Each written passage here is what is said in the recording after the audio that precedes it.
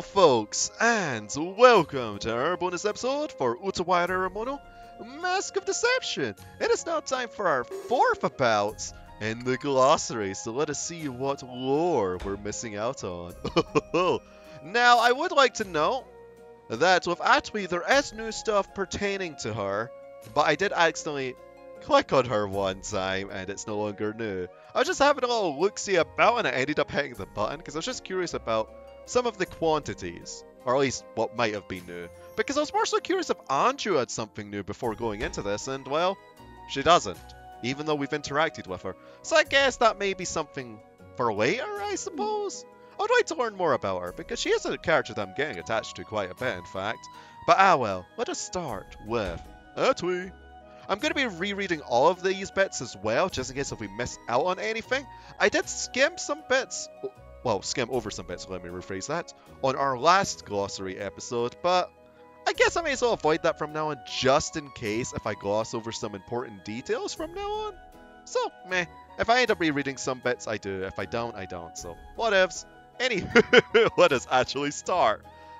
An extremely laid-back girl who is always cheerful and speaks with a curious provincial accent. She often wears kurarine on her head. Little by little, she became a valuable member of Haku's team, since she's staying in the Hakuro Kaku Inn with them, and her father is a close acquaintance of Oshito. Atwi can be a bit spacey, and she's prone to frequent and intense crushes. At the same time, however, she's a person of immediate action. This often means more trouble for the team. In battle, she wears her two-pronged spear, or wield, sorry, and acts more like a bloodthirsty berserker who enjoys the thrill of violent conflicts. This duality of Atwi's personality seems to have been generated by her dramatic childhood, where as a young girl she searched through battlefields on a daily basis carried on her father's shoulders. You what? That's a bit of a plot bomb, innit? Anyway, Bokoinante, the shifty-eyed senior officer of Deco Pompo. Unlike his master, Bokoinante is a slim man who serves both as his devoted sycophant in public and his willing accomplice in private. Charafun, a thug who tried to pull a romance con on Atwi in the guise of a sickly man. However, he was overwhelmed by Atwi's incredible strength and fled with his gang. Dekopompo, a member of the 8 Power Generals, an obese little man who lives his life surrounded by opulence and beautiful women. Dekopompo is an arrogant man with bad taste. He loathes Oshtar, who has found glory and popularity despite his comparatively low birth. When Nosri found out that he was hiding contraband, he was thrown into imprisonment. However, he escaped with help from his right-hand man, Bokoinante, and managed to destroy all evidence of his crimes? This happened off screen, didn't it? What? Anyway, Karula, an enigmatic beauty Haku met in the hidden attic of the Hakuro Kakuen. Enticing and elegant, Karula is a mysterious woman with a hint of exoticism of a foreign land. She offered delicious sake to Haku and told him that the name Haku is actually a name of a great owl in a certain other country. In the land in question, even little children would know his name. Later, she invited Kuon to her secret room and revealed the origin of the Hakuro Kakuen. Karula and Toka are Kuon's mothers, who had raised her in early childhood. She is someone Kuon holds very dear. Oh, more Kuon! Oh gosh, there's going to be a lot to read about her. Wait, there's also more of Maruro? Huh, I'm fine with that though. A girl who saved the life of the protagonist and named him Haku. She possesses animal-like ears and a tail. She's smart and remarkably intellectual, but very easygoing at the same time. She favors using her tail to constrict the skull of her unscrupulous traveling companion, or unscrupulous, sorry, whenever he speaks or acts without thinking. She's an apothecary, and despite her youth, she's quite skilled in the medicinal arts. Her extensive knowledge of herbal remedies comes in handy during combat. She has a great passion for bathing, and one of her greatest joys in life is soaking in a hot bathtub. Having left her homeland, she originally set out to travel in peace and solitude on a journey to see the world. An unexpected turn of events, however, led her to travel at Haku's side in the imperial capital, where they decided to work for Oshita. She's attached to 2 ladies at the Hakuro Kakuen, Some of the mothers from her childhood, Carola, the owner of the Hakuro Kakuen, and Toka, who works there as a maid. Okay, so wait, what does Maruro have? A master scholar of Yamato, actually an under-scholar. Okay, we still know about that stuff. He wears gaudy clothing and has his face made up of heavy white powder and paint. As might be guessed from looking at him, Maruro has a somewhat frail constitution. He loves to drink but cannot hold his liqueur. As a member of an aristocratic house that has fallen from grace, he remains humble and immediately approved of Haku. Upon their first meeting. He uses magecraft by chanting mantra. He shares a close relationship with Oshito. When Haku was employed by Oshito, Maruro was deeply disappointed that he couldn't join them due to his own high salary rate, He works hard to restore the former glory of his fallen house, but the extravagant spending and decadent lifestyle of his father and grandfather do little to help the situation. However, Maruro himself often throws money away because of his passion and taste for finer things. Okay, so I guess that was the only bit that was new. So what else is new stuff? Oh, Glossary, yeah. Okay, we have no... Oh, okay, we're getting quite a few. So, Glossary. A bandit girl who leads the Glossary thieves. She has a beautiful face, almost unsuitable for a bandit, and a generous bosom. She's accompanied, by her brother Ogi. After some harrowing events, she reunited with Haku, who was patrolling in the imperial capital. She steals money and valuables from corrupt officials in the city, and redistributes them to the needy citizens.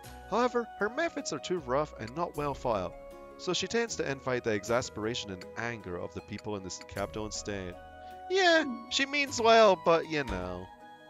That's just how it goes. Anywho, the generous bandit Glossary's younger brother. Though still young, Ogi is a sharp man who is skilled in intelligence gathering and psychological warfare. He loves his sister dearly, and he firmly believes that her happiness is his happiness. This typically puts everyone else around him into an unfavorable position, made all the worse by the fact that he clearly knows full well the consequences of their actions. To him, his sister's happiness is his top priority. From time to time, he and Oshter have worked together for mutual gain, but he has left his sister out of these affairs. All for his happiness, eh? Soyan Kicker. Atoi's father and one of the 8 power generals, he was given a duty by the Mikado himself to govern all the territorial seas of Yamato. He's also known as Soyankikar the Mariner, a master of naval warfare. His name strikes fear in the hearts of pirates. Oh, some bits about Toka, finally! A housekeeper of the Hakuro Kakuen. She's extremely awkward in housekeeping jobs, and displays utterly suspicious behaviors, such as hastily turning her face away when she was inspected by Kuon. Eventually, Kuon discovered her true identity when she was invited to Karola's attic with Haku. Karola and Toka are Kuon's mother, who had raised her in early childhood. She is someone Kuon holds very dear. Oh, and nobody else. Okay, so I guess there's some bits about creatures? Nope. Location? Nope.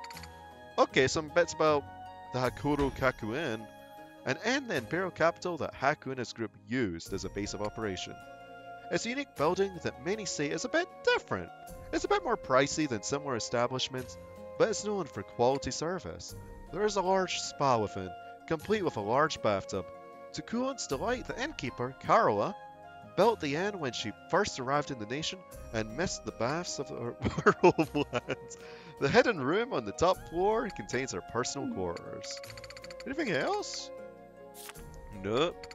Okay, there's some bits about lifestyle. Can we get some tater lore though? Heshyuko. River fish that is pickled inside a barrel with salt. It is a non-perishable food often pickled for anywhere between a few years to over a decade. It is extremely salty, but once used to the flavor, it can be somewhat addicting. Also goes well with alcohol. Yeah, that was like Karola's stash. Oh! Tater lore! Yeah! It even looks like tares, it really does. Monoro! A root tuber that grows underground, similar to a potato. It can be easily grown in barren lands, and can also be stored for a long time. It can be prepared steaming, grilling, or mashing, and mixing them with other ingredients. It's the main staple of Kuon's homeland. Finally! Tater lore! Mushroom! Mushroom. A mushroom Rolatea found when she went harvesting herbs and vegetables from the mountain. It has a very short stem, almost as though the cap is directly growing on the tree's bark. Therefore, it needs to be grabbed carefully by the bottom of the short stem, or else it will fall apart. Lightly boil it, and it develops a pleasantly crunchy texture. Sap! A tree sap that hardens on the tree bark, once drawn from the trunk. It is the main ingredient for red tea. When consumed on its own, it has a sweet, faintly arboreal aroma, and can be eaten as a snack. Robote's older siblings would give her some after their travels in the mountains. Shogi, a tabletop game along with Sugoroku. It's widely popular among the citizenry. Using a board, both players line up their pieces and take turns moving and taking their places. Eventually, whoever takes the king piece is declared the winner. Can be played anywhere by using a piece of paper with a drawn-on grid, and anything nearby that can be used as game pieces. Popular among both the old and the young. Sugoroku, a tabletop game along with shogi. It's widely popular. Using a board, 16 game pieces are lined up on each side, and turns are taken to shake the dice. The game pieces are moved according to the individual numbers on the dice, and the total score is used to simulate battles against the enemy pieces. It was originally created for military training, and there are massive Sugoroku matches with complex rules. Oh, some taking days for a winner to be decided. In general, a simplified rule set is typically used, and the house rules can vary depending on the region. Okay. 3-decade liqueur.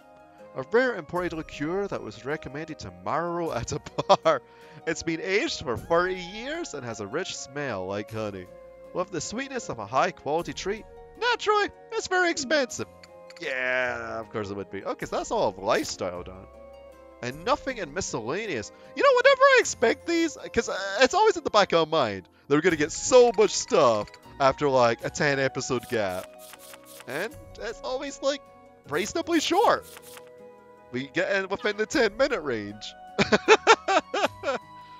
Well then, folks, thank you all for listening or watching this bonus episode for Utawarerumono, Mask of Deception, and I'll see y'all next time. Ta-ta for now.